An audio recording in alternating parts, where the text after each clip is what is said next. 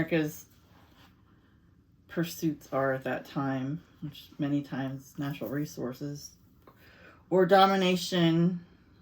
This was under the guise of communism and shutting that down because of the Cold War. However, like, by the time Children of God really got going, a lot of those illusions had been exposed.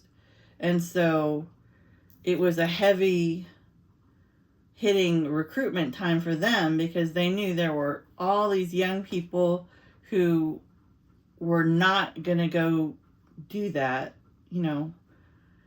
because they thought it was for nefarious reasons, right? So where are they going to go? They're rebelling against the democratic system. So it's like this perfect time to pull them into this cult and tell them that they're now going to have a cause to devote themselves to that's worthwhile and that's going to change their lives, and they're going to travel to all these exciting places and free love and drugs and whatever. That was like great breeding ground for that group. And that's happened over and over again in times in history, where it's like these groups that are like kind of, they're radical, but not in like an organized political way. It's like they're radical in that, well, they're not radical. They're more like subversive. They're trying to they're double-minded.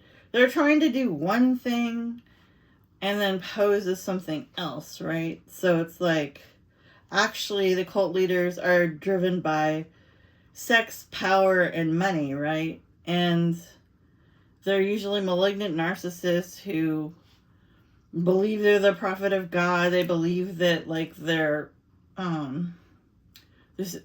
they're being spoken to by God and told that they're carrying out direct orders from above, right? And so it sets up this sort of authoritarian structure where it's basically like you don't ask questions.